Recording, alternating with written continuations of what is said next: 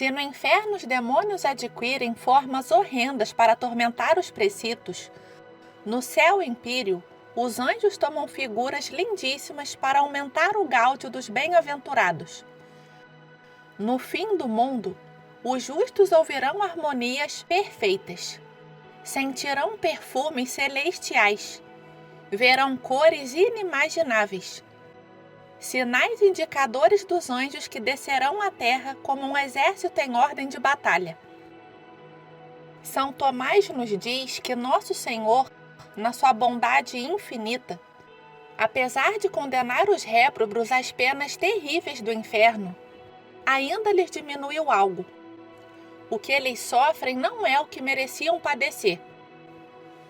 Mas se está na bondade de Deus ter dispensado os precitos de algo das penas que eles mereciam, é conforme essa bondade, a fortiori, pagar os justos com mais do que eles merecem. De maneira que se do inferno, que é terrível, Deus tirou algo, sobretudo ele acrescentou ao céu coisas completamente imprevistas, dando-nos uma ideia do paraíso, que nos deixa verdadeiramente surpresos. Cornélio a Lápide escreveu um texto lindíssimo a respeito dos bem-aventurados. Esse exegeta flamengo, com sua grande autoridade, desenvolve a ideia de que para o gáudio dos bem-aventurados, os anjos, utilizando-se do ar e de outras matérias do céu empíreo, formam figuras lindíssimas que eles tornam sensíveis aos homens.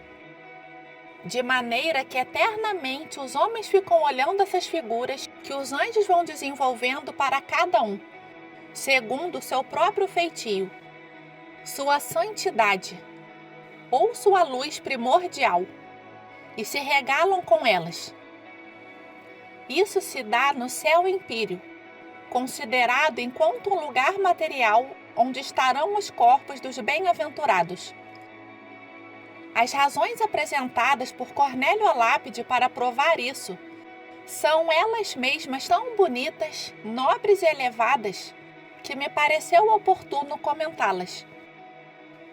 A primeira razão é que os anjos devem tomar de vez em quando essas formas, ou até fazer corpos nos quais eles entrem. Não para viver como o homem existe dentro de seu próprio corpo, mas como fez São Rafael ao animar um boneco que acompanhou Tobias. Assim também eles devem animar corpos para se comunicar com os homens, podendo dessa maneira falar-lhes de viva voz e estar acessíveis por meio de todos os sentidos humanos. O homem saberá que naquilo não há um embuste, uma mentira, mas sim a expressão de um estado de alma. Para explicar o que os homens devem achar disso, cito uma comparação retirada do próprio Cornélio a Lápide. Os anjos amam, adoram a Deus Nosso Senhor com todo o seu ser. Ora, se adoram com todo o seu ser, eles devem usar de todos os seus meios para dar glória a Deus. Ora, se um meio é formar essas figuras, eles devem fazê-las. Assim, ainda que não proporcionasse deleite aos homens, os anjos deveriam tomar essas figuras para dar glória a Deus. E Cornélio faz a comparação. Assim como um homem, quando toca um instrumento, não mente dando a entender que aquela é a sua voz, ou que aquele é o efeito de seus dedos, mas o outro que ouve já sabe que é um instrumento que o homem usa para tornar mais expressivo algo que ele tem em si. Assim também os homens, vendo essas figuras feitas pelos anjos, saberão que o anjo não pretende que nós tomemos aquilo como uma realidade total, mas como um instrumento de que ele se serve para se exprimir. Então, há uma espécie de concerto permanente e eterno dos anjos no céu para os nossos sentidos, para dar glória a Deus, antes de tudo, e para nos regalar. Um convite para a santificação. Vemos assim como tudo quanto se possa imaginar de belezas materiais do céu empíreo é nada em comparação com a aparição dos anjos, porque os anjos são muito mais nobres do que a matéria. Portanto, o regalo, a alegria que eles devem dar, é muito maior do que o gáudio material. Logo, a melhor das alegrias dos homens no céu empíreo vai ser esse contato com os anjos. A amizade e a intimíssima união e comunicação que haverão entre os anjos e os homens. Haverá uma grande intimidade no céu entre nós e os anjos, tão superiores a nós por natureza, mas que aceitam nossas fileiras os homens, e têm com estes uma intimidade, como possuiriam com os anjos que caíram no inferno. E eles, portanto, se interpenetram e se coalegram com os homens. E para os homens os conhecerem inteiramente, eles querem ser entendidos não apenas de alma a alma. Como o homem é feito de alma e corpo, eles desejam que também o corpo conheça o anjo. Então tomam o corpo para contar ao corpo como eles são. Parece-me simplesmente deslumbrante imaginar o céu assim. Continua o resumo do texto de Cornélio a Lápide. Como os homens que se salvam terão levado na terra uma vida angélica, ao menos no período que lhes determinou a salvação, os anjos os amarão especialmente por causa disso. E o gáudio que os vários sentidos vão ter em contato com essas figuras despertadas pelos anjos estará na proporção do domínio que o homem na terra tenha tido sobre seus próprios sentidos.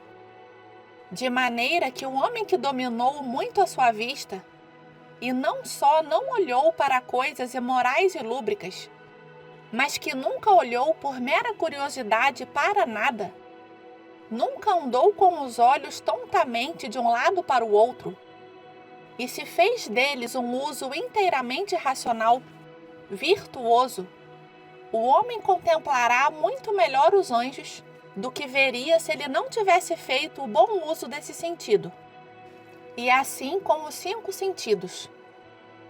O homem que tenha dado a todos os sentidos o uso perfeitamente santo, ordenado, racional, verá dessas figuras tudo o que está na sua natureza a ver. Temos aqui um convite para a santificação. Cada vez que um de nós tiver a tendência de fazer um uso tonto dos próprios sentidos, deve pensar: eu comprometo a visão ou conhecimento que terei de um anjo, ou de meus anjos. Por exemplo, a pessoa que tenha feito o bom uso do ouvido discernirá melhor as melodias. A que aceitou as carências desses sentidos de boa vontade, com humildade, será premiada por isso. A que tenha sofrido pela fé em algum desses sentidos, será premiada por isso, com uma particular acuidade em perceber o gáudio dos anjos. Deus estará através dos anjos. Haverá ainda outras coisas, continuamente premiando a cada um por todo o bem que fez na terra, governando o seu próprio corpo. Compreende-se a justiça de Deus no céu, e o que nós perdemos doidamente quando começamos a fazer aquilo que não devemos. Não só nos expomos a um risco inenarrável, mas comprometemos, prejudicamos um gáudio eterno e insondável destinado para nós, homens. O entrelaçamento de toda a criação.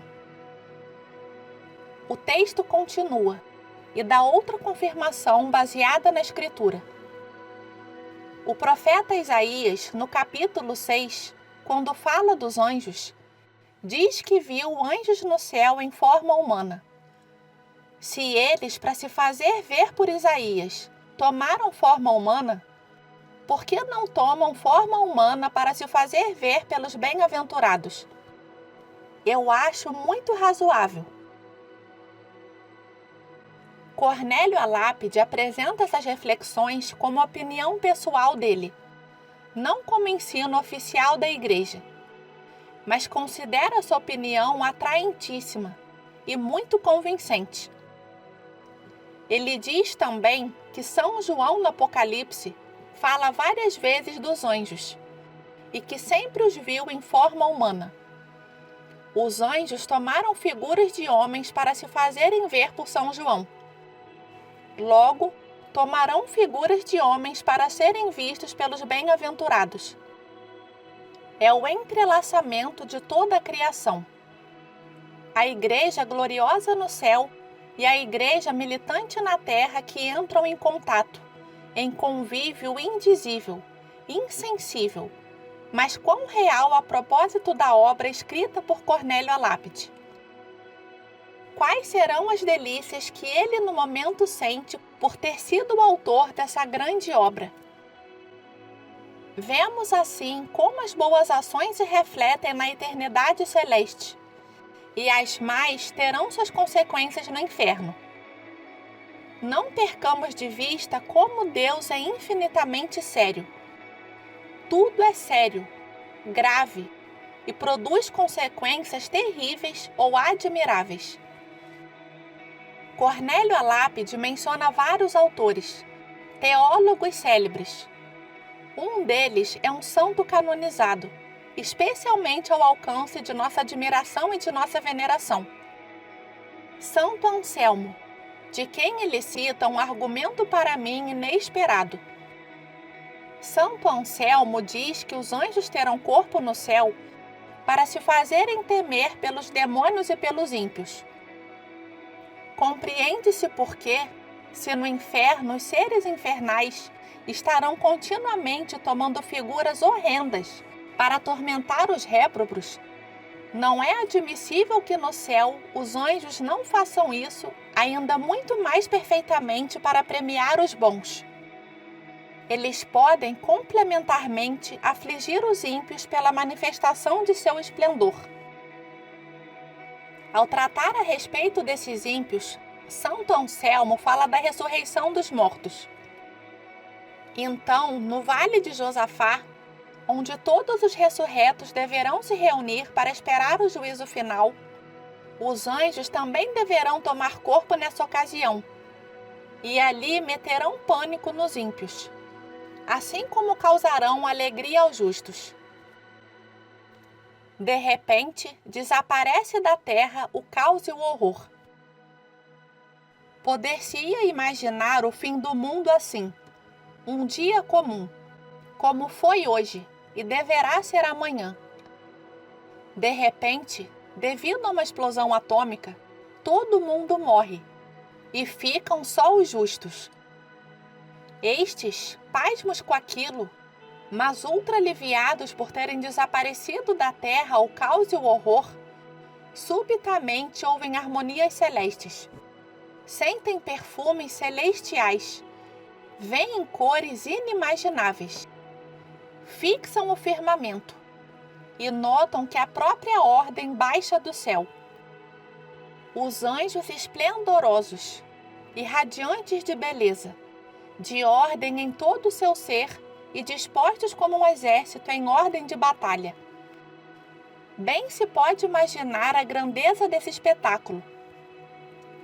Sem dúvida, aqueles homens até então horrorizados com o caos e a desordem do fim do mundo, hão de se rejubilar extremamente, de um modo máximo, vendo-se olhados com tanta bondade e alegria por esses anjos que vão descendo. Em determinado momento faz-se ouvir a voz de Nosso Senhor, e os corpos todos ressuscitam. O gáudio dos últimos homens fiéis chega ao máximo, quando vem o mais maravilhoso dos maravilhosos, a humanidade santíssima de Nosso Senhor Jesus Cristo.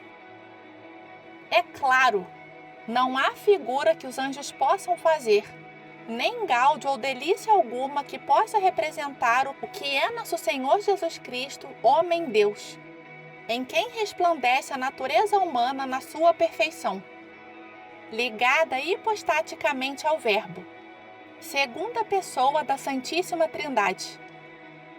Então, a glória máxima, mas transparece para os sentidos do homem através do corpo sacrossanto de nosso Senhor Jesus Cristo.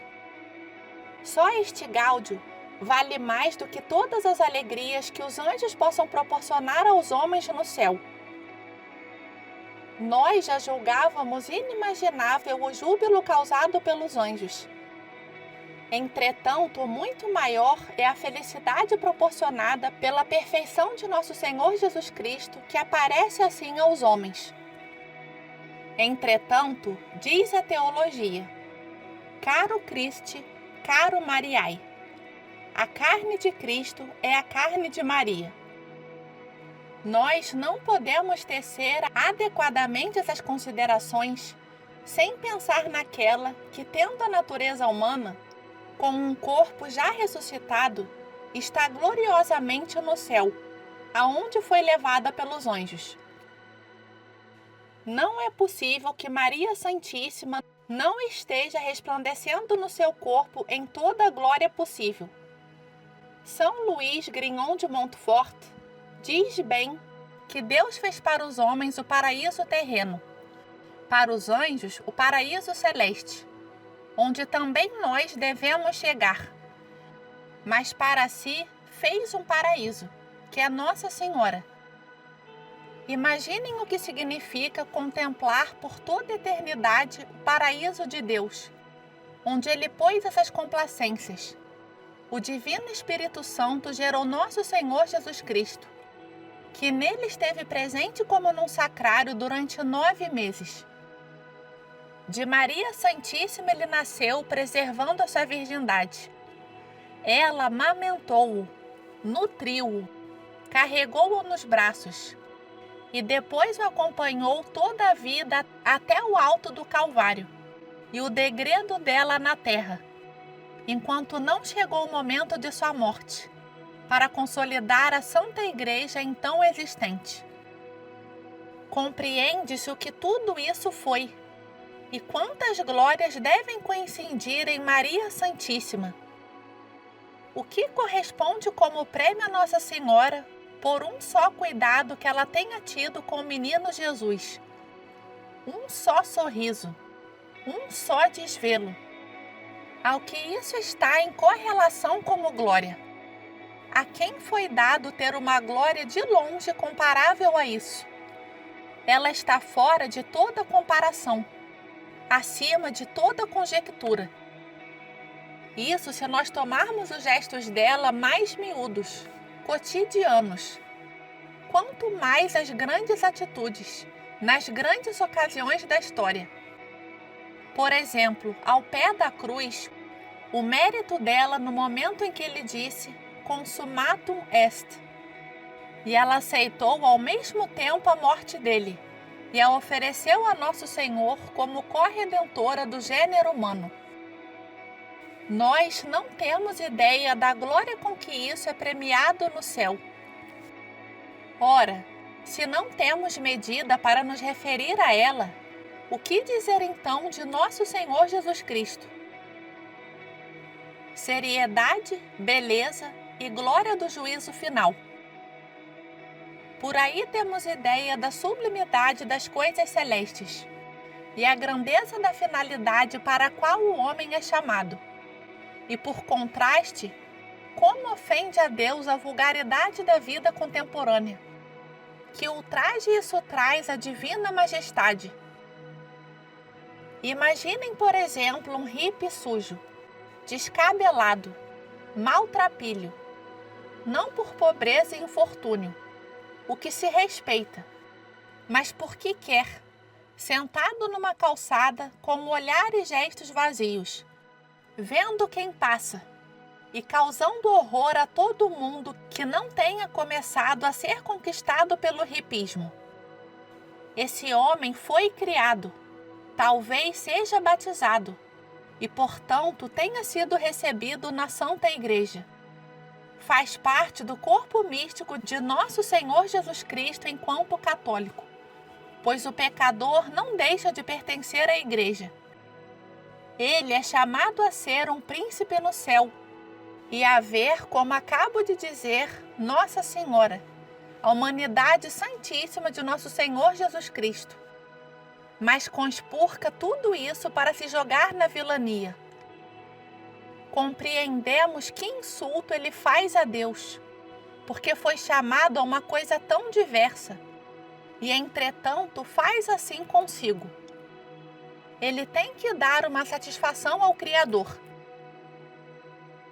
Consideremos qual seria a atitude de um rei diante de um homem a quem ele tivesse confiado a coroa do reino.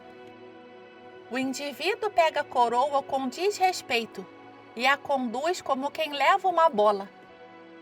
O rei tem o direito de chamar, interpelar imediatamente o homem, de lhe obrigar a repor a coroa de onde a tirou, mandar prendê-lo e depois julgá-lo. É evidente. Ora, esse rei deu muito menos a esse homem do que nosso Senhor Jesus Cristo, derramando por nós seu sangue infinitamente precioso, oferecido juntamente com as lágrimas inestimáveis de Maria.